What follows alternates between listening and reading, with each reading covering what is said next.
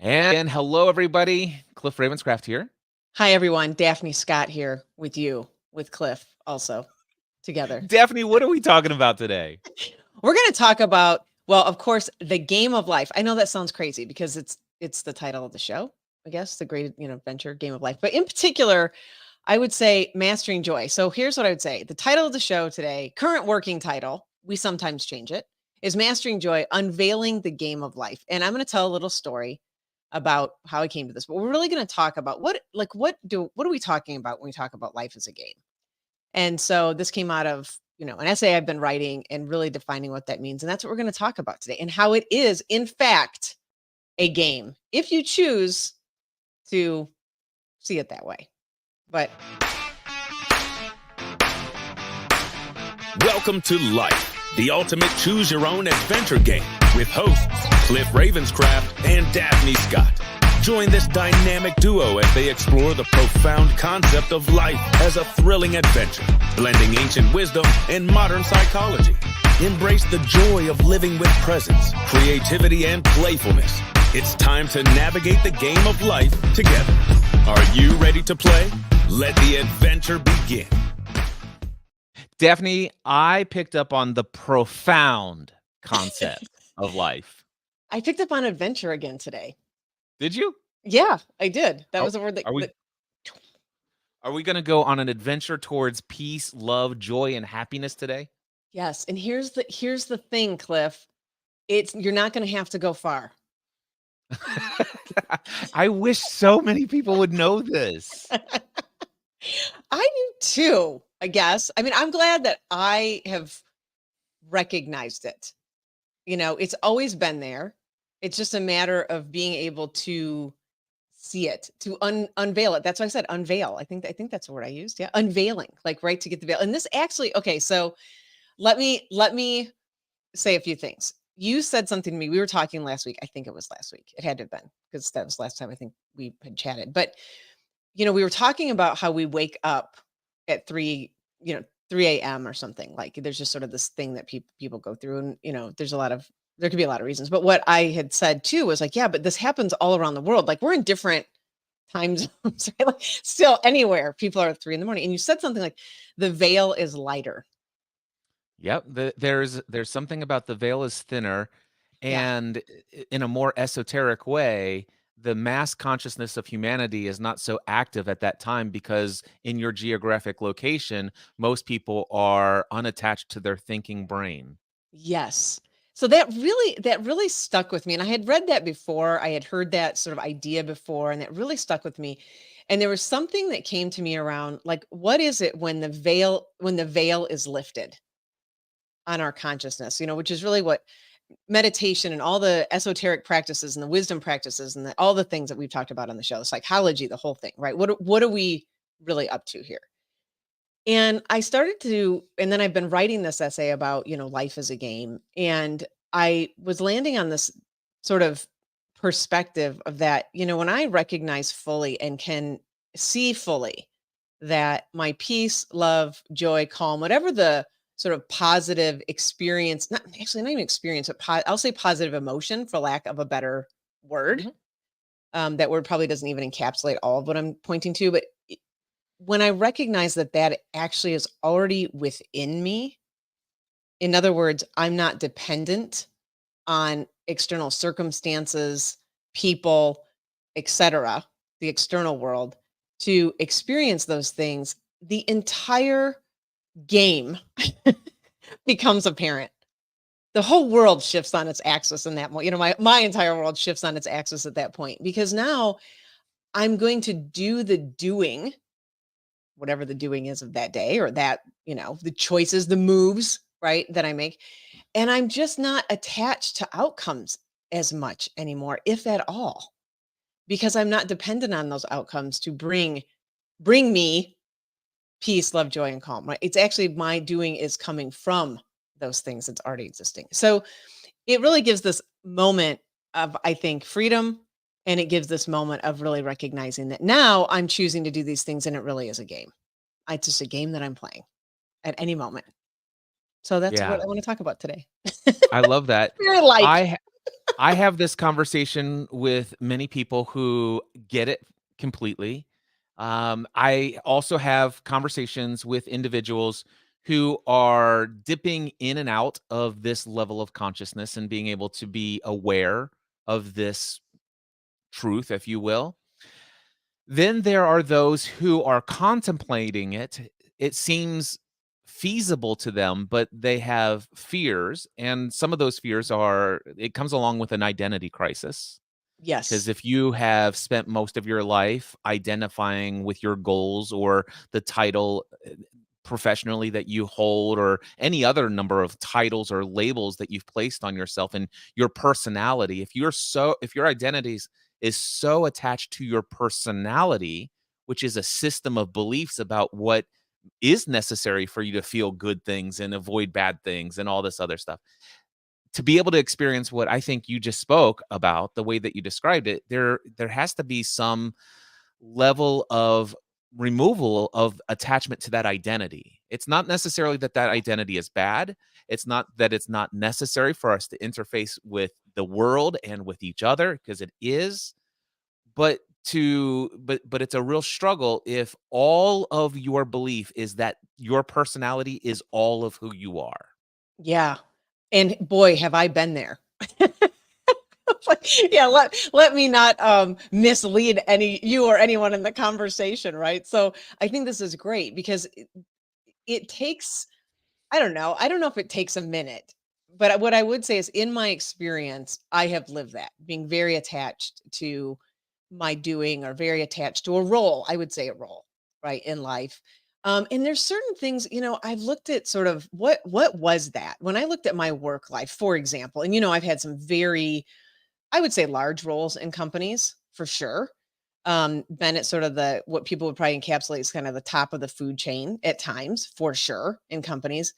And when I really looked back at it, I it's very interesting to look at that and go, well, what did I think I was doing? Like what, what I mean, obviously there's the money and there were parts of it that were very fun. And I did get to a point in my career and in my professional life where I recognized that it didn't really matter. I think it was easy in some ways when I looked at my the identity and what I was attached to. There was a part that would forget that I was a big fish in a very small pond, right? And so it was easy to be the big fish in the small pond, so to speak. And then I would pan out and I'd be like, yeah, but who cares? Like, what is this getting you in the end? And we're going to talk about this on the show because I think this is I want to talk about some of the biases that we have, the blind spots that we have about kind of our future casting, right? About Yeah.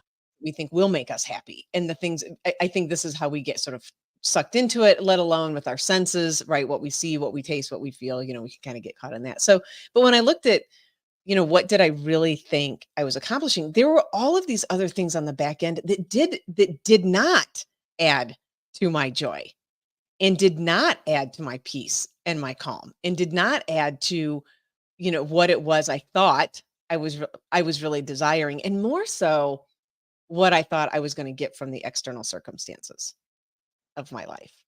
And that was when it started. That was when the consciousness and the veil started to get lifted of like, why do you believe that you are going to get your peace, your calm, your joy, etc., from what is going on externally in life? Why do you believe that the title that you have or the job that you have or the money that you make will make you this much more joyful or at peace or calm, especially when you're living a life right now where you're not experiencing those things Yeah.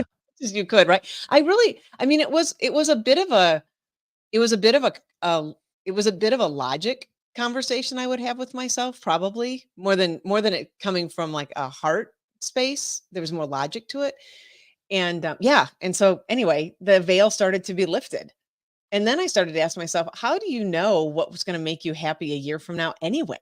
How would you even know that? I love that question. Yeah, I yeah, know you have an outline, and I love our outline that we're gonna go into today, the sure. various different aspects that you brought up. I wanna share a story that I Yeah. feel led to share. I, back in 2015, had like this vision that came to me, this idea. And the idea was that one day I would stand on a stage in a stadium with tens of thousands of people who are there to hear me speak an inspirational message. Yeah, this is a great story. Well, I don't know where you're gonna go with it, but W I have a Yep. feeling. Yeah, yeah. And I will tell you that I felt a little narcissistic at the time having the idea of this, and Mhm. I didn't tell anybody for a while, but it kept coming up. There's just this idea that this is something I should pursue, I want to do.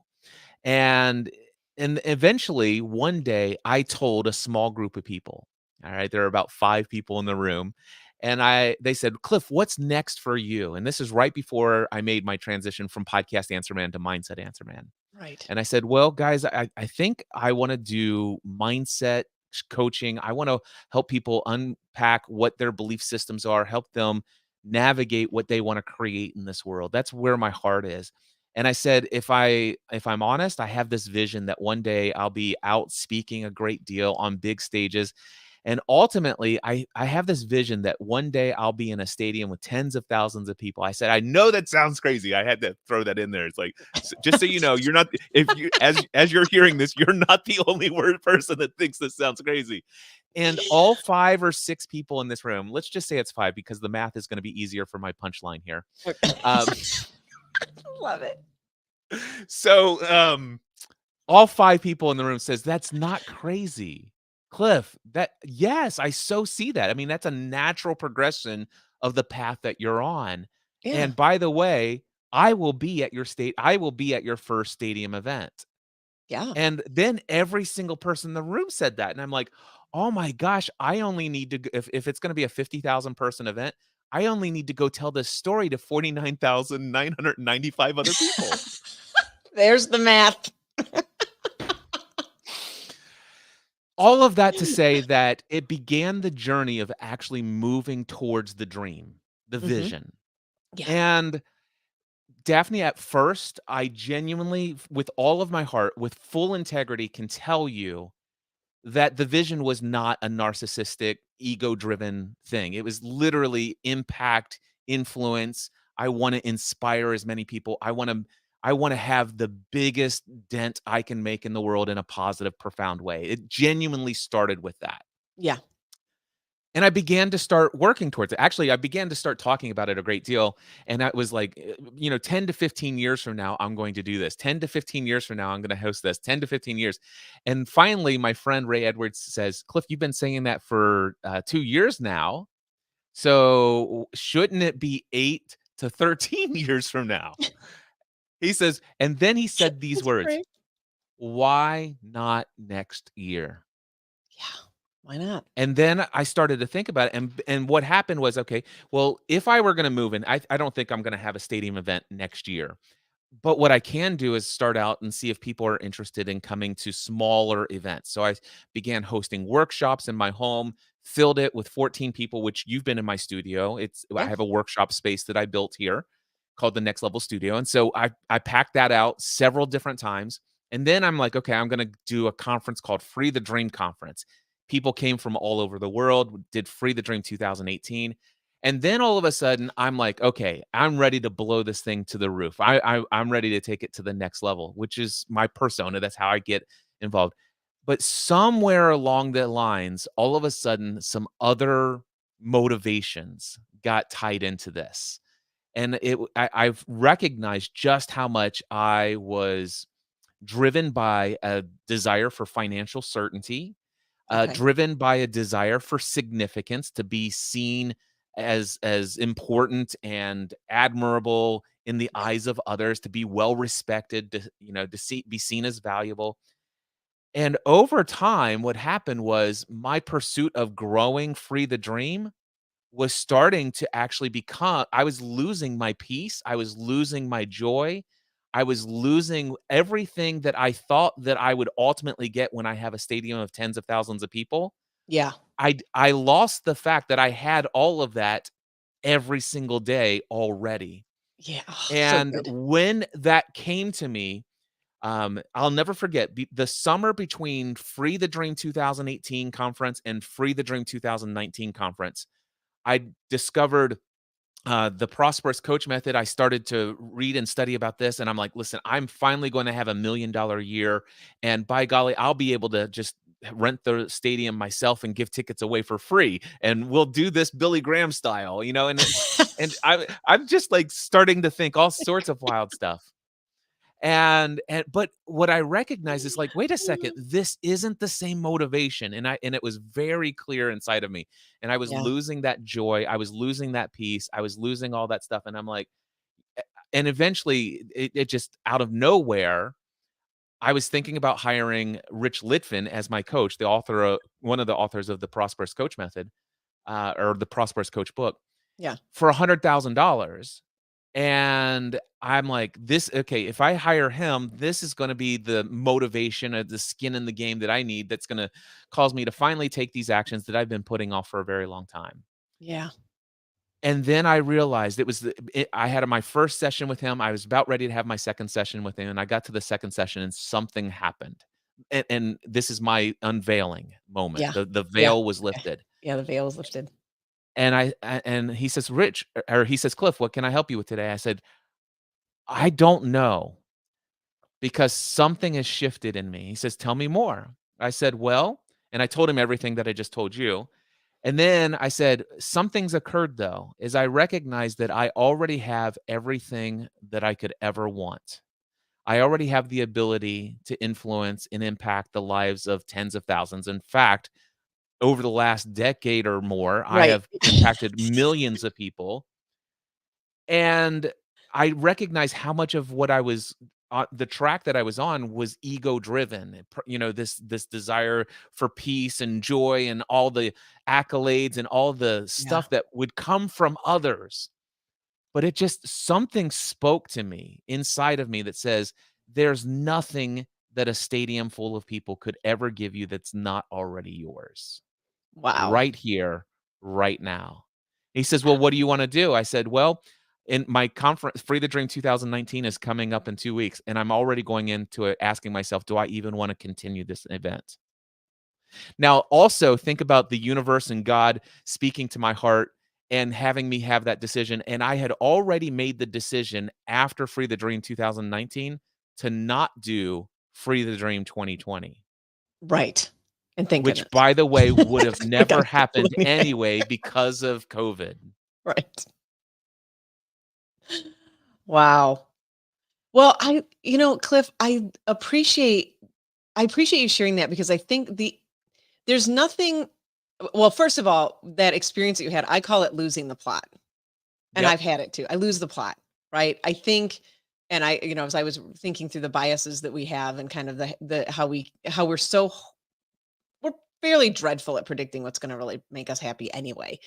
And I was thinking through that, all the times that I've lost the plot in my life, right? Where I'm like, oh, if I work and get this next promotion, or get this next certification, or get this next degree, then, I mean, I think anytime we hear ourselves going, once this happens, then you're losing the plot. Yep. Just, if I had to give anyone one sort of way to catch it, just notice that. Once this Yeah. happen, once this happens, then I can, do the things that I want to do. Then I can be happy. Then I'll finally be able to relax. Good luck.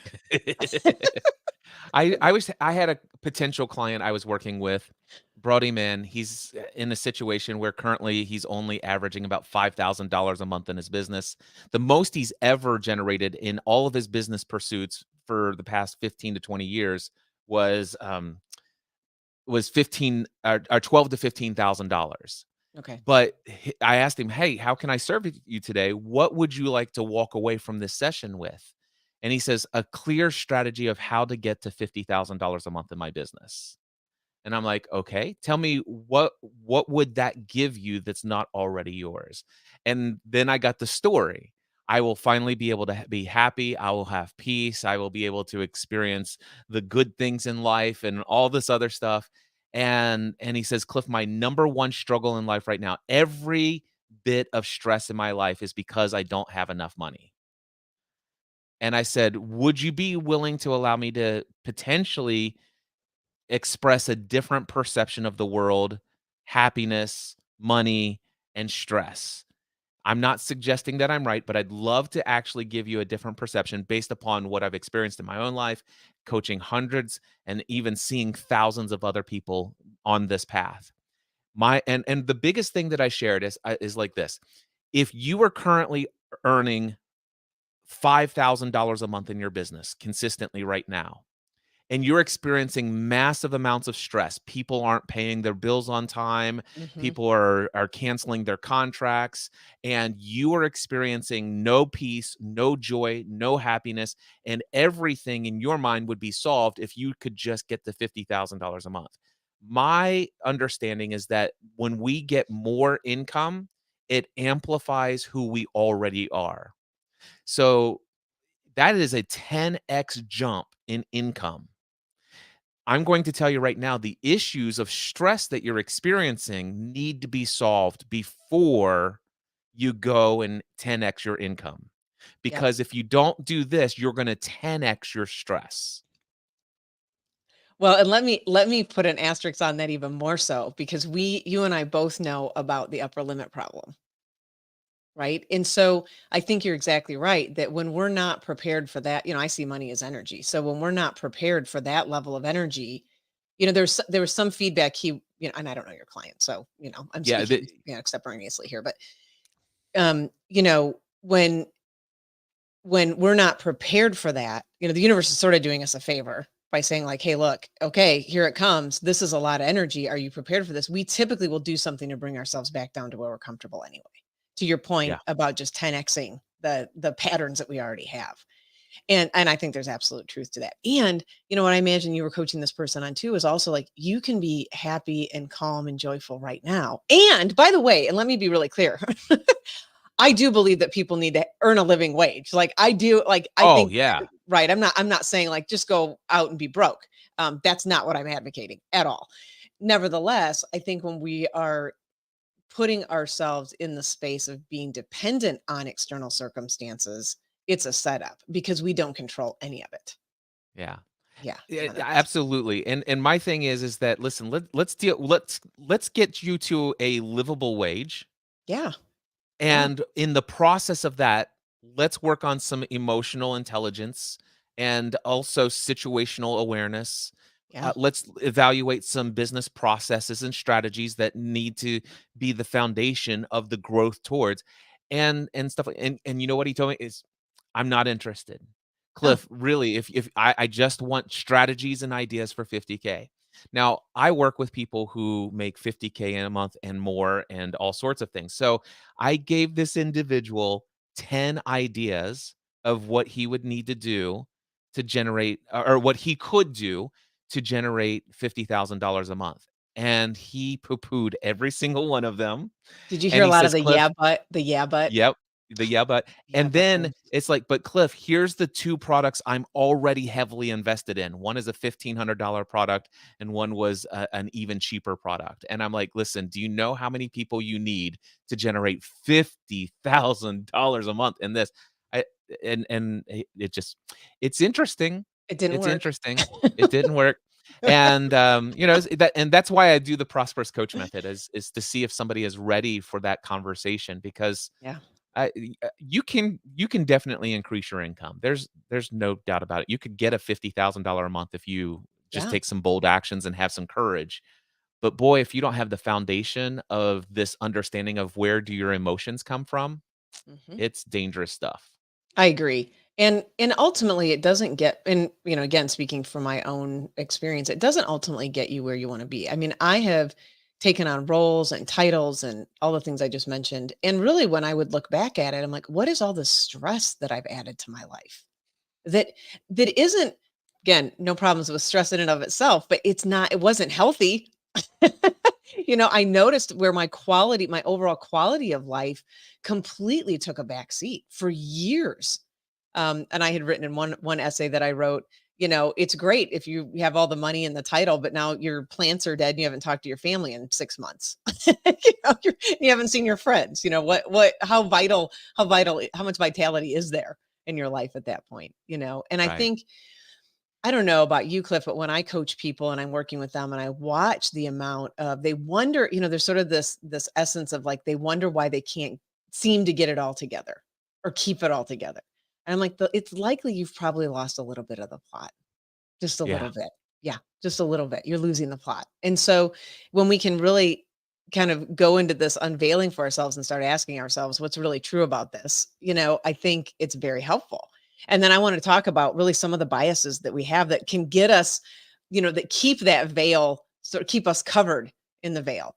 And one of them, and you kind of mentioned this too, one of them was the impact bias, where we overestimate. I'm going to read this because it's in my notes. We overestimate the impact certain things will have on our lives, both positive and negative. Yeah. Yeah, right? Like I was thinking, like, once I get this degree at the University of Pennsylvania, then I'll really be able to talk about these things like I want to. I'm not saying the education wasn't valuable. I'm not saying that I didn't learn a ton and I met new people and it was all very great. But when I really rewind the clock and look at what that time period of my life, so this would have been 2013, 2014, what was going on in my life at the time. Essentially, I had 2 full-time jobs. I was doing a master's degree at the University of Pennsylvania in a year. And wondering why I wasn't sleeping. I gained probably 25 pounds over the course of a year and a half. I was not exercising. There was no space. I mean, there was no space in my life for really anything other than Yeah. that. And so, when I looked back at and the stress was it was inordinate. I mean, it was just I couldn't even get a handle on how much stress I was under. So, but when I look at what was I trying to accomplish? What was I really up to? And there was just this, then I will be able to. And none of that was true because what was Wh actually happening, I was already doing anyway. I just Yeah. wanted to, I was a coach and I wanted to work with clients and I was doing all that.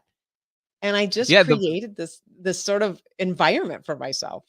Yeah. that's the part of my thing. It's like if I have stadium fulls of if I have at least one event where tens of thousands of people came, at that point people will take me seriously and I should never have a problem with people wanting to have me as their coach. I mean, come Ever, on. ever It, again. it's like, hello, Cliff. Maybe you should just take you seriously. And if you have confidence in yourself, people will that confidence that you have will rub off on others. And Yeah. so that's another thing. But this impact bias, Yeah. I don't want to leave this thought before we talk about what catastrophizing is as well. This Yeah. is Let's something okay. that the human mind has a capacity to do to no end. And that is, we Okay. have a scenario. I don't know about you, Daphne, but as a full-time self-employed business owner, there have been times where it's like my I income is like how when you going said real. that you had jazz hands. Yes. It's a full So yeah, full-time self-employed business owner, nothing is actually guaranteed. Risk is everywhere. It was like your catastrophizing body I came yes, out at that moment. I know. So So good. so here I am, it's like, "Oh, man, things are going really great. I'm ready to Uh, head out on vacation." It's just like I am in one of those flows when it comes to income for my business. This is wonderful. And then all of a sudden, the text message oh, comes no. in. "Hey, Oh, no. Cliff, do you have time to talk?" And then I'm like, "Oh, No. no, no, no, no, no." And then this person's friend, who is also my mastermind, I get a text message from him about 25 minutes after that. "Hey, do you have any time to talk today?" And these are 2 people who within 45 minutes of each other, they texted me to see if they could have a quick chat with me. Both of them had been in my mastermind group for 4.5 years. Both of them are attorneys. And it turns out they wanted to talk to me because after 4.5 years, they were both going to exit the next level mastermind to invest what they were investing in the next level mastermind into a program specifically made for lawyers that would help them take their practice to some new heights. Okay. And I got to tell you, the catastrophizing in my Yeah. head was Yes. horrifying. I mean, Mhm. I was like, this is the end of my world. These guys, okay, if these guys leave, everyone else is going to leave in the mastermind group. Yes. There is if these guys leave, everyone else who has been, because the next level mastermind is a 1 year commitment, but you can stay in as long as you want after that. Everybody else in the group has been in the group for more than a year. Yeah, this is This gonna is just gonna disrupt, this is cause gonna ruin everything, well, everyone is obviously going to ask, "Maybe it's time for me to leave as well." clearly. And it's like, of course, I'm gonna be homeless in about 3 weeks from now, and I have no money, and we have I no will have no food, no credibility. water. Nobody would ever listen to anything I ever have to say. I just This got the is line I just got the line from, Dumb and Dumber. "We have no jobs, no," or was it, "No food, no water, all our birds' heads are falling off." all of our birds' heads are falling. Oh If you don't know gosh. the reference, But everyone just go see the I movie. do Anyway, I remember the movie, but I don't remember that quote, but yeah, it knowing the movie, yeah, I makes have the total picture in sense. my head. Yeah. But yeah, so you're catastrophizing. Yeah, that's exact so basically, it's it's the impact bias of this is gonna have far more negative consequences in my Yes, mind than what it really will have. And in yes. fact, it had the absolute opposite effect. Isn't that interesting and Yeah, curious and sort of mystical? yeah. Yeah. So, I noticed you're not homeless. It doesn't seem like, No, unless that's just we skated by ve actually, it actually ended up being a really I mean, minus my attachment and, to the yes, control of the situation and my beliefs that these people, since they've been in it for 4.5 years, obviously, they're 43 years from now, they're still gonna be in the group and all of those other expectations that I had, outside of the suffering that I put myself through yes, for probably about 3 or 4 or 5 days. I yeah, mean, and this, by the way, on vacation. yeah. Not a good time to have this kind of experience. Not But ideal, what no. but what happened was that it ended up these guys left and went on and to do some amazing things that they both It said, sounds "Cliff." like you really influenced them too. I mean, it sounds like they took something and, like, ran with it that they were learning in the group. Both of them have left me testimonials that my life would not be where it is today. I would not be in the place had it not been for this experience, this environment that you've created. And their lives today are far exceedingly different, so exponentially different from when they first joined the mastermind group.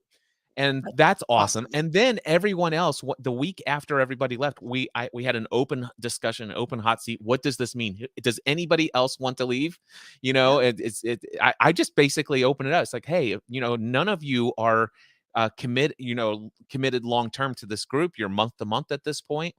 And they're like, "No, we're committed. In fact, I will tell you, Cliff, right here, right now, I'm in for at least the next 12 months." And yeah. I'm like, "Sweet, wonderful. And what are we gonna do?" Well, here's what I think we should look and open it up to this and that. And lo and behold, I immediately went to town on marketing this thing. And within what was it? Within 6 months, I was making 3 times the amount from the group as a paid mastermind group Yeah. because I doubled the rate and I included one-on-one coaching with the mastermind. And all of a sudden, if it wasn't for that, I wouldn't have had this season of life where I was flying high for a very long time. Yeah, and it gave, you really, once you can get out of your own way, right? Like, you're catching all the catastrophizing you're doing.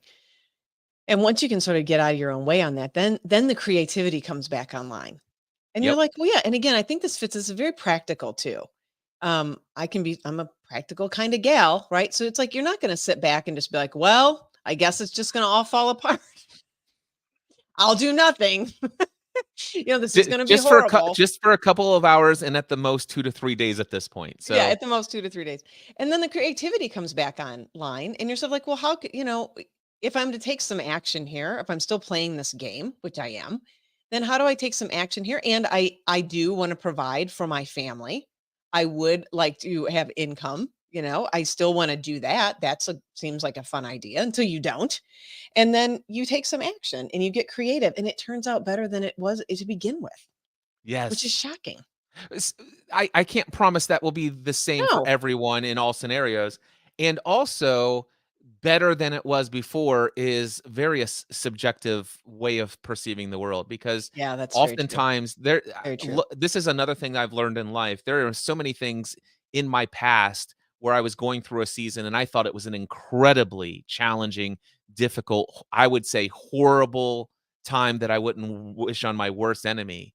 And today I am who I am, or I have experiences that I have today that Mm. are so life enriching that had that not happened, wow, if I had to do it all over again, I'd go through it again in a heartbeat.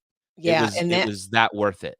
well, and that's the other side of that, right? Like we think it'll have such we think certain circumstances will have a way more negative impact on us, and then when we get through if that thing happens, but when we get through it, then yeah, it actually becomes something that allowed us to develop part of who we are, our resilience, whatever. However, there's a lot of science on this, right? Where people become more resilient, they bounce back, they develop a different way of seeing the world through things that seem like tragedy and hardships and the challenges of life. So yes, absolutely. So that's And impact bias. What yeah, else is impact bias. All standing right, in the so way? well, the hedonic adaptation. We touched on this a little bit, I think, in one of our shows, but really the hedonic treadmill, right? We adapt to the things. Then I think this is probably, if I had to zero in on any one bias, because I think this fits in also with another one of them, this is probably the one I pay attention to the most. Where how I would describe it is we lose our appreciation for the things that are here right in front of us right now. We Yeah. adapt to it. So we get the new car, and the new car is really cool for, I don't know, 6 months, maybe 7 months, 8 months. But by month nine, month 10, we're getting into it, and it feels like the same old car, right? We're married. We look at our spouse every morning, we're like, there they are again. You know, we don't appreciate the nuances. We just lose sight of that. And that creates, they call it the hedonic treadmill, where we're just trying to acquire more, get more, be more, and we're just on this treadmill. We can't get off of it. And I really see that fitting into us losing our sense of appreciation for the day-to-day things and what we would describe as what could be the mundane. And I Yeah. remember very clearly living this in my 30s. I mean, it almost was like I was in an existential crisis. I'm like, how many times am I going to have to do the dishes? Am I going to always be doing the laundry? Just the day-to-day mundane things. And I was in a conversation with a friend of mine last week. We were talking about performing. And he said, don't you just love it though? You're on the stage and you perform and it just feels so great. And then, the next thing you know, you have to go back and take the trash out. And he's like, it's such a letdown. And I was so dialed into this because I'm like, oh, I know that feeling. I'm like, yeah, I used to be a sucker for that too. Right? I used to be a sucker for that sort of part of my identity that wanted that kind of the I don't know what the persona is, but I knew the trap. And I said, "Yeah, but it's all taking out the trash. That's all it is." Right? It's all Yeah. doing the dishes. And so there, this appreciation that we have for the ordinary drifts away. What I would call Yeah. the ordinary, right? The day-to-day stuff of life. And so we just stay on this treadmill, right? And that actually is a bias that we have that can really drive us to lose the plot and pull that veil down over our eyes that our joy, our peace, and love is already inside of us to begin with. There's really Yeah. nothing external that we need to acquire. Yeah. The anecdote, I think, to that barrier to experiencing our peace and our joy, I think, is being appreciative of the mundane. Yes. And actually, it's just reframing because Yeah. there is nothing in this life that's mundane. I mean, Yeah. wow, what a gift it is to be able to take out the trash. Yeah. And to do the And dishes. well, yes, and even to do the dishes. And so think about, I mean, some people might say, "Oh gosh, here comes the Pollyanna." Okay, stand by, here it comes. All right. Here she is, everyone. So I will tell you what, I have seen some places in the world where trash collection is not a Mhm. thing. Yeah. All right. And people who are their children are dying from disease, and rats are in, infestation and all this other stuff because trash, there is no such thing as sanitation. There is no such thing as trash removal and stuff like this. And people just pile their trash up anywhere and everywhere. And I've witnessed this in a number of places.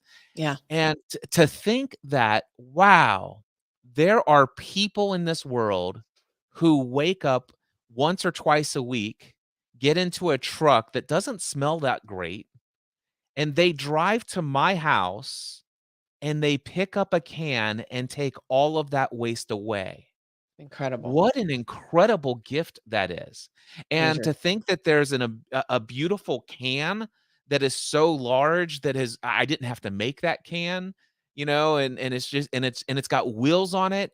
And so I remember as a kid, I used to have to pick up things and things would fall over and it's just but man, the cans that are there today and I just Yeah, like wheel it and just the like original metal trash can. yes, all You this like other carry stuff. it. It's like and I mean, it's just what a gift it is. And you mentioned the dishes. It's like, wow, have I ever thought about the fact that in my cabinet are clean dishes to eat on? I Yeah. mean, what an incredible gift that is. Sanitary. And they've been it's been sanitized and it's clean and free from germs, and they're in a cabinet that happens to be in a kitchen that happens to be in my house that has a Indoors. roof over it, that I'm indoors, air conditioned, and I live on a planet that still is precisely the right distance from the sun to keep me from burning to death or freezing to death. This is amazing. It is amazing.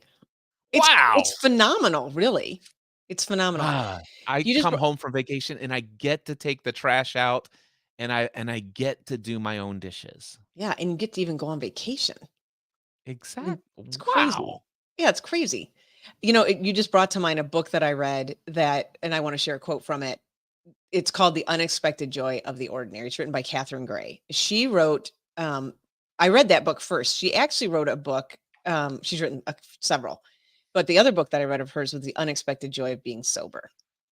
She Hmm, had a, alcohol addiction, and her book, which both of them are phenomenal, but her book, The Unexpected Joy of the Ordinary, was so I mean, it's so incredibly well written, and she's very funny, but she has this quote, and I wanted to read it. It says, "Victory wears off. Agony does too. Euphoria fades, despair too. Love wanes, heartbreak too. And life events that we expect to clinch eternal happiness or spell cataclysmic lifelong doom just don't." And she writes in the book about all these things just like that. Like she was writing like one of her games is to one of her games and favorite things is when she can get all the groceries in the door in one trip. Right? She gets all the bags. And I just remember thinking about this, especially when I lived in Chicago, because there was, you were always going up and downstairs to your apartment or your condo or whatever. And I just remember that feeling of like, oh, can I get all these bags hooked on both arms and make it up the stairs in one trip so I don't have to go back out to the car? Just simple things like that are just so fun and that you can appreciate so much and yeah. not taking them for granted, right? All the things you just mentioned. So yes, and I think we have a bias that can keep us on that hedonic treadmill in many ways, and that can drive more this sort of like, I'll finally be happy when I can get this thing. And just Yep. seeing that we can be happy already. So the other one is, I think this one, I want to talk about this one. The focusing illusion. And this fits in a little bit, I think, with the impact bias. But when we think about the future, we often only focus on one aspect of the thing we think we want. Yep. These, yeah. Yep. I think your Free the Dream story is really good. The conference story is really good because I imagine you were focused on one thing Oh, and yeah, I didn't. could tell you. Okay. Okay. I will And tell I'm going you, to, yeah. Daphne, here's how focused it was. I could close my I went so I took my wife, Stephanie, to see a Taylor Swift concert in Chicago. Which Okay. stadium is that? You should Probably I'm sure she was at the United Center. yes. Huge. Yeah. Okay. Yeah, it's So huge. massive stadium, and I intentionally bought her front row seats on the floor, and I My did it gosh. selfishly. You might it's like, "Gosh, Cliff, you must be such a great husband." Yes, I am, Yes, but you are. that's not the point. So I did it for me. Okay. I did it because I went there to close my I went there to we got there early. I went right up to the stage because we were in the pit area. So right up at the stage, and I just looked at all the people in the stands and I Yeah. imagined, wow, these people are and I closed my eyes and I listened to the sound. With my eyes closed, I felt the temperature of the stadium. I felt the blowing of the air movement machines and all this other stuff. I smelled the smell of the place, and I'm like, "Yes, these people are here. And it's like, and so I did enough of that research to know that my focused attention on this is how great it will feel to have this energy in this room on this. What I didn't focus on is the idea that if I'm ever at such a place in a celebrity status that I could actually have 50,000 people come to a stadium to see me, that Mhm. my anonymity, if of what little, I have, Yes. which I have plenty, the Thank goodness, the me too. idea the idea that Stephanie and I couldn't go out to dinner without being interrupted 10, Yeah. 15 times. Can I get a selfie with you every single, and what about paparazzi? And then the tabloids and all the negative things and the haters, and I'm like, I never focused on any of that, Daphne. Yeah, isn't that incredible? And the work that goes, and the work that goes into putting a show of that immensity, right? That talent, that creating that again and again. I mean, artists go through that so much. Like they've created one body of work. When's the next album coming out? When's Yep. the next album come? When's the next great song? When's the next number one hit? When's you and I both watched, actually, we watched the Get Back files, I guess they're called, of Oh, the yes, Beatles. the documentary of the Beatles put together by Peter Jackson on Disney Plus. Yes, and we both watched it. Well, you told me about it, so I went and watched it. I know we both seen it. And, you can appreciate as they are attempting to write these songs, they are talking about where the Beatles are headed next, the pressure that they were being put under to I think they hadn't performed live, what, in 4 years when that Mhm. came out? Something like that. Yeah, something. I mean, it had been a period of time, and the pressure that they were being put under to do more live performing, to start traveling again, none of which it seemed like any of them really wanted to do, by the way. Maybe Paul, but the rest of them seemed very non-committed to it. And just the pressure they were under. Like no one considers that. All you see is their end, the final production of their body of work. And no one's thinking through like, wow, what did they go through to do that? What was that like? How much pressure they were under. Yeah. These are the parts that people don't really consider in any vein, I think. Yeah. You bring up the Beatles documentary Get Back, and I'm wondering, because this just occurred to me. What was the timing of their last live appearance and their decision to no longer do live appearances, and the timing of their trip to India? A great question. I don't know when they had gotten back from India, and they all came back at sort of different times. I think George Harrison was the last one to come back. So Yeah, I don't know what the timing was of that. Then they did the Get Back. They were writing the new yeah, what became the new album. I don't know. It's a great question. I just know that they hadn't performed live at least for 4 years. I'm pretty sure yeah. that's right. Yeah. It And was an extended period of time for the amount of work and the amount of concerts that and traveling they had been doing. There definitely was yeah. a big pause, and they were being put under quite a bit of pressure to keep doing that. And then ironically, they did their rooftop show, if you will, and that was it. That was it, that, that was which their was last live great, by the performance. way. I It was love it. awesome. And I'm glad they had it on film. I'm like, thank you. The the reason why I bring this up, because in our intro, we talk about bringing in ancient wisdom and Yes. tradition.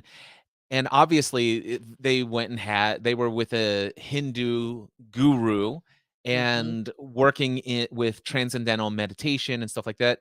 George Harrison is arguably the one who was the most influenced by that experience. I think all of them were influenced, but Yes. certainly George continued to follow a path very similar to that line of philosophy, if you will. Yes. And it's ironic to me that he's the one who is like, "Listen, this fame isn't as important as I once thought it was." Yeah. And it became very clear for me. And what I love about it is he was the one who was willing to walk away Yes. into the unknown. And he was the one, and when he did walk away, and of course he came back, but then he walked away. Then they all kind of walked away.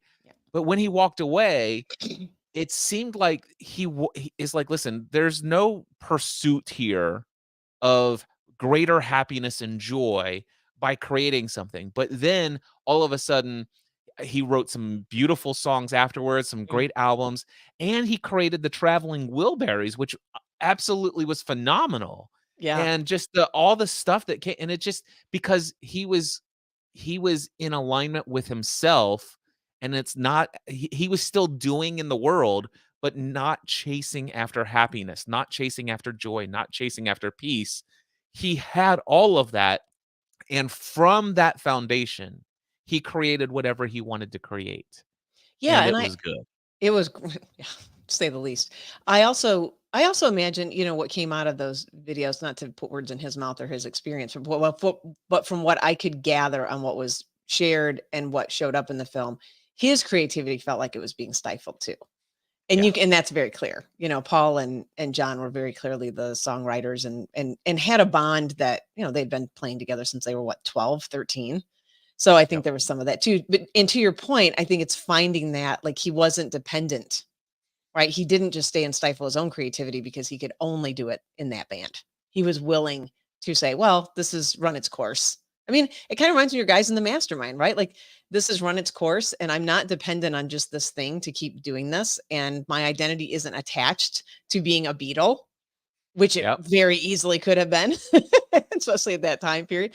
And he was willing to let go, right? And not be attached to the outcomes and not know what was going to happen. He could have gone yeah, on to do a solo thing and it could have flopped immensely. Yeah, yep, great example. So, yes, so us knowing what is really going to bring us the happiness, right? Skipping over the joy, sort of these biases that we have, and then being able to lift that veil. I wanted to touch on these things, these next few things too, that I think when we really look at what can happen when we're not paying attention is just life is completely impermanent. There is nothing that's going to mm, last forever. And I think when we can get with that deeper wisdom, I think we really can appreciate why focusing on our external circumstances and situations so much can eventually become a detriment, right? yeah, Why, right? Because nothing's going to last. I mean, I have stuff here, it's all going to fall apart and break, stop working inexplicably, which it does. Right? I'm gonna lose the people that I love most closest to me. They will die in a way, right? Physical body. So there's just these parts of living that I think there's an unsatisfactoriness. I was working with a team last week or was it last week? Yeah, last week. And I'm like, just replace the words. Like anything that you complain about, you can just put different words in there, right? If it's not about the kid screaming, it'll be about the guy who doesn't do his job well, right? Like you can just replace the word. There's always this little unsatisfactoriness that we have that we can find right in our life, something that we can complain about. And then I wanted to talk about this one oh, because I think, before you yeah, go on to impermanence, I wanna say a yeah. couple of things. So, a quote that has come up first and foremost, if you haven't listened to the 2005 Stanford University commencement speech that Steve Jobs did, Oh, it's my go favorite. watch that today. So good. Even if you've watched it 100 Put it in the times show like I notes. have, yeah, go watch that again. Anyway, he talks about the fact that each day and I look in the mirror and I ask myself, if this were my last day, would I want to do what I'm doing today? And if the answer is no to that question too many days in a row, it's time for change. Yeah. And I love that. And he also mentioned about remembering that you'll soon be dead is one of the greatest ways to fill in the blank. It's a great statement. Go check out this. I don't want to ruin the whole thing if you haven't seen it yet. It's Yeah. amazing. It was the best Steve Jobs quote I've ever heard in my life. So there's that. The other thing is I've heard several times, just in passing, in different various different places, people referring to the idea that 400 years from now, nobody will know who we are. Most of us, anyway. Yeah. And 400 years from now, nothing we Wait, did. 4 weeks from now. Well, but still 400, this is the quote, the 400 years. And Okay. it reminds me of something, this whole idea of life and permanence and the importance of all the things. One of the things that I have done is I've got so many different journals, and I had this process where I'm going to have one place where everything I've ever journaled is available, and it's going to be in this digital format and everything. And so I would sometimes write entire, journals, like physical journals, and I'd take pictures of every page. And I would do it so that's OCR'd and it can all be searched and all this stuff. And I spent probably many, many months of my life just on this archival process. Yeah. And eventually I got to the place where it's like, okay, now every time I journal, I want to make sure that if I journal in this physical thing, that I do this, create a copy over here and do this. And it's like, but there are sometimes I want to do a digital version of my journal, and the best app for that is this one. Well, gosh, should I print that out and cut it out and paste it into the physical journal? And I'm like, what am I doing? I got to You're the place where like, I couldn't stand journaling anymore. This is too much work. you're And like, what even as I'm for? telling the story right now, just listening to you, I'm exhausted. I know.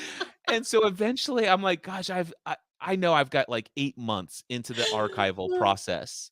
Yeah, And the thing is it goes all the way up until about mid last year, 2023, when I said, screw this, I'm I just gonna can't do journal it. wherever I journal. And if I can And I find got it my later, peace great. back. I got my peace back. Yeah. Yeah. Oh, isn't that great? It's just like, I need this to be a permanent record, and it needs to be available to not only myself, but and I I know enough about my kids that they're never gonna care to actually read any of this stuff. And I don't and life is yet to be determined on whether or not I would be like an Alan Watts one day where somebody would wanna listen to all of my archives of everything, but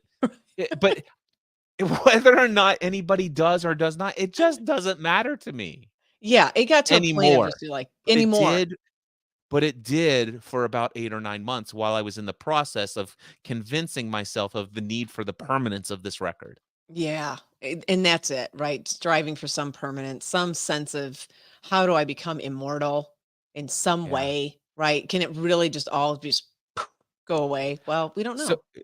one other thing, so I shared with my green room mastermind, "Hey guys, Kajabi now has podcasting, and you guys may remember I'm under a special plan where I have unlimited products. Yeah. So every podcast is a product, and I have unlimited products." They made a big mistake giving Cliff unlimited products and I don't saying know that a what they were podcast is a thinking. product, because somebody's gonna be taking advantage of that. And so I told her, I said, I've moved all at the time I had 44 or 45 podcasts. I said, I've moved all of my podcast over to Kajabi. Everything is switched over and blah, blah, blah. And one of my friends said, Cliff, have you ever thought, what if something happens to Kajabi and they decide to stop supporting it since it's a brand new feature? What if it doesn't go over too well? What if it just goes away? What if this? And I said, you know what? I'm at a place in my life right now. If that happens, my identity is not tied to the fact that all of those podcasts are live are on the internet. Yeah. Yeah. It would just wouldn't be an issue. And, you know, It I imagine knowing you, you have all the original files anyway. I It's not have like the a cut. original Right. files. Right. Yeah, You're good with and it. there are things that I could do to try to recreate things, but, when it's all said and done, it's not a big deal. One of Yeah. the things that I did is I had a WordPress site with many thousands of blog posts, Yeah. and WordPress for me was a security hole, like, massive. Yep. And finally, one day when I like, why am I continuing to pay, this crazy fee for all the security that I'm paying for and somebody else to manage all this stuff when I could just have what I want on Kajabi and just delete the rest? And they're like, Cliff, no. Do you know how much credibility you will lose in Google if you delete that domain and all of those thousands of posts? You have Oh so no. much, I can't remember what it's called, but you have so much thing in Google. And I'm like, listen, guys, if people want to find me and they can't find me, that's fine. And I'm just not. I'm just not worried about that stuff anymore. And I backed up all the database. I have everything, and I just hit delete. Yeah. Gone. Isn't that freeing? Well, Yes. and so what I hear is like you can see the part of you that in the way that we can get sort of sucked into this idea of trying to strive for some level of permanence, Yes. right? For some level of predictability and permanence, which we've talked about the predictability on the show too, but striving for that. And it just isn't so. Yeah. Nothing lasts forever. It just doesn't. And so when we Yeah. find ourselves striving again, I think that these are some of the biases or some of the ways we can get sucked into sort of that bale. I want to shift because I think you're gonna so impermanence, unsatisfactoriness. I want to talk about you brought up, I thought so great at the beginning of the show, the identity. I want to talk about this too. Sort of the not self, like really seeing that a lot of and I'll say this and then I know you'll have a lot to say on this topic, but a lot of how what a Daphne is dependent on so many things that are not really even living over here, right? In other words, it becomes the identity becomes sort of a reflection of the context in which I'm in at the time, which has a lot to do with it. and is dependent on just so many other factors versus there being a true existent self over here. And I know that can seem a little, I'll give an example in a second. It can seem a little foreign at times to realize this, but if I lost an arm, am I still a Daphne? Right? If I lost a leg, am I still a Daphne? At what point, if I pulled all the parts of the car apart, at what point does it start not becoming a car? And at what point does it become a car? And I kind of hold on to those examples because I think that helps when I'm working with my own identity, when I'm working with sort of this persona, recognizing that it has utility, it's helpful, Mm. but also recognizing that it can become a real challenge if you get attached to it. So I wanted to bring that up too. And you really started the top of the show that way, which I thought was just great because that's where I was headed, is how the veil stays over us to think that we have to, search and strive in this life to maintain a certain part of who we are. And really, it's so dependent on so many factors. There's just no way to maintain that either. Yeah, the I never really understood the Hindu concept of karma until I read the book Karma by Sadhguru. Okay.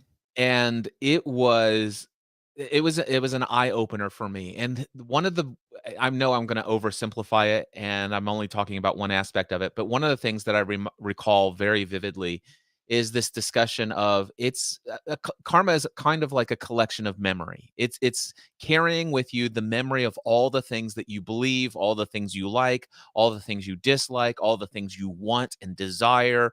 It is the accumulation. If you think about it, it's kind of like you carry a bag on your shoulder, and in that bag is everything that makes up your persona, your Yeah. personality.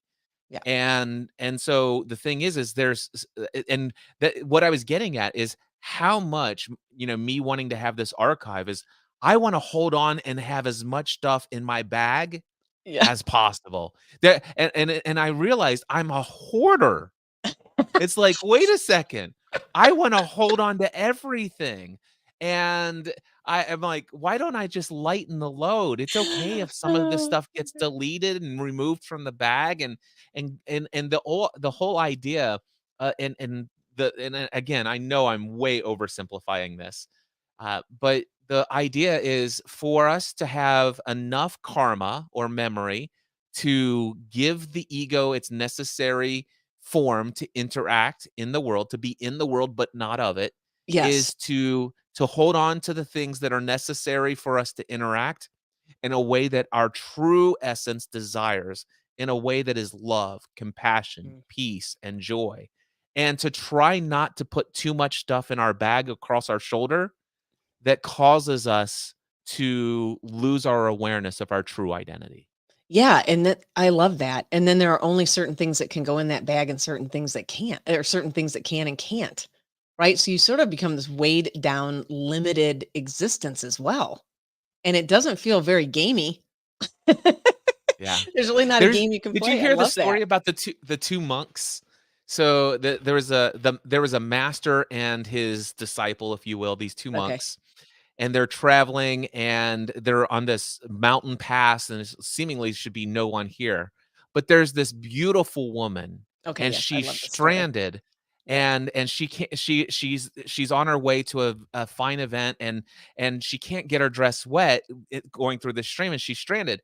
So this master picks this beautiful woman up, lifts her up, and carries her across the stream and sets her down.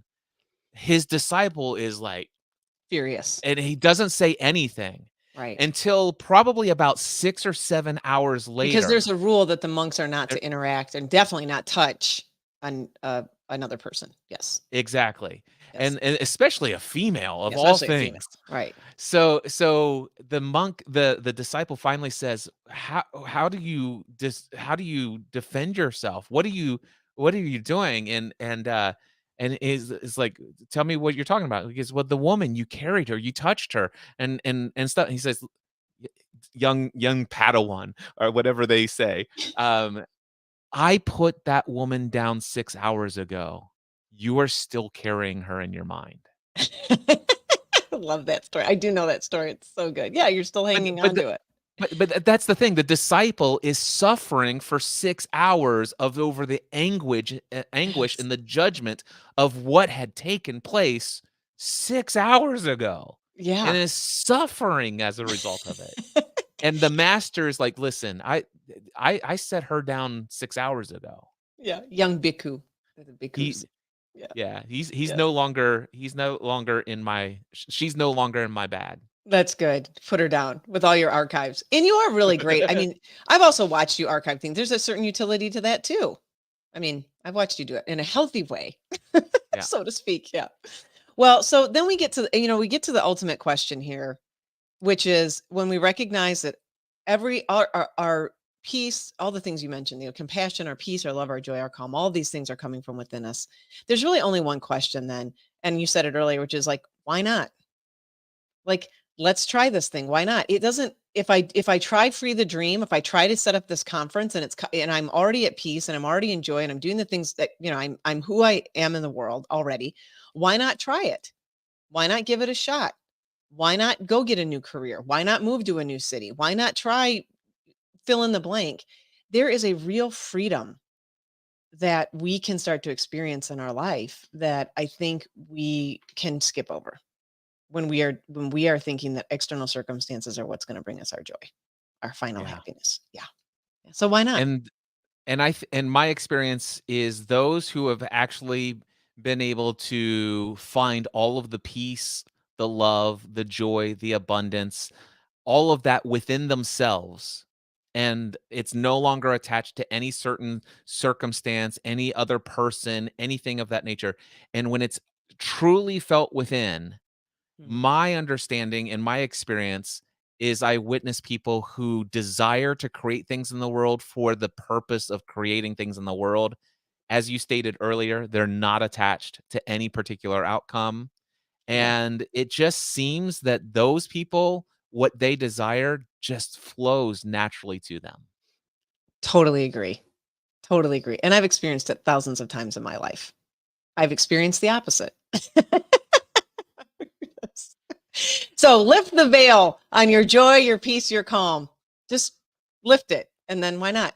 Just do whatever you want. Awesome. Yeah. Daphne, calls to action. Do it. What do you Go ahead. have?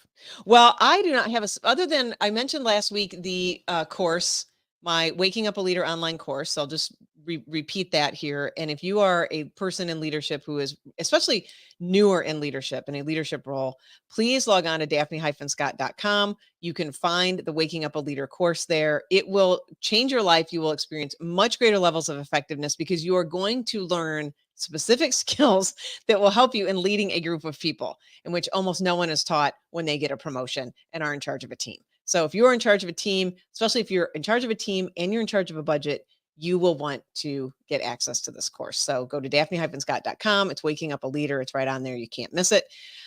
I will have another call to action in 2 weeks, and I'm very excited about it. I'm not going to say anything more about it at this point, but on our show in 2 weeks, everyone will be hearing about it.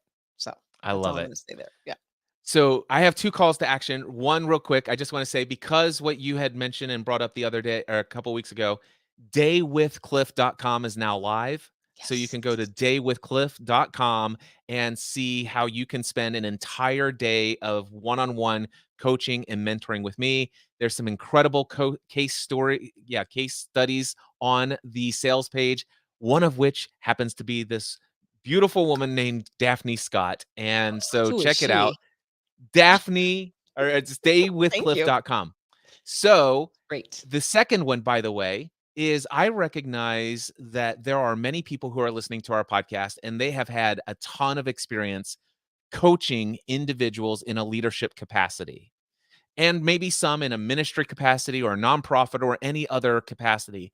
And maybe you've been doing that for so many years, and your heart and your desire is to go down the professional coaching path, to be a Yes. full-time coach and have that be what earns your living. If that's you, I have a brand new URL, professionalcoachingpath.com. There is a week Professionalcoachingpath.com. Okay. professionalcoachingpath.com. And this is a brand new monthly group coaching program for taking your coaching experience of full-time profession and career to a whole new level of success. Specifically, overcoming the fear of self-promotion, marketing yourself, trying to figure out how to do this without compromising your values when it comes to how you feel about just a lot of self promotion, but Mm. also not only to master client acquisition, but also learning some of the frameworks and strategies, tools, and formulas that I've invested more than $100,000 of my own over the last few decades learning and mastering. So I would love to help teach you in the next level coaching program, which you can find out more at professionalcoachingpath.com. Awesome. I'm going to put all that in the show notes as well. So there we Sweet. go. I really do. The day with Cliff, I think, is just, I highly recommend it. I can't say enough about it. And I've done it twice. I think I've mentioned this on the show before too. It's just, yeah, it is a path to clarity. I will say that much and more. Yeah, and Yeah. there's nothing better than to get out of your normal routine, your normal atmosphere, environment, and thinking with clarity about what it is you wanna create next in this world. So, Yeah, yep. totally. Totally. By the way, I have my first real music gig coming up in 3 weeks. My first paid music gig. I just Nice. wanted to say that. Yeah, I don't think I told you that. Yeah, just came up. This is Can you believe it? the harp and drum Yeah. duo. Or I yeah, love if it. you're in Oklahoma, we are gonna be playing on Saturday night at the Festival of the Arts on the main stage, 7 o'clock, April 27th. Oh, So, who I wouldn't know. wanna come to that? Yeah, who wouldn't? Who wouldn't wanna come? You can hear me sing Country Roads, the Ooh, I harmonizing like part. it. Yeah, yeah, it's fun. Okay. Thank you all so much. Until next time, we encourage you to choose life and to take this ultimate game to a whole new level of experience. Bye.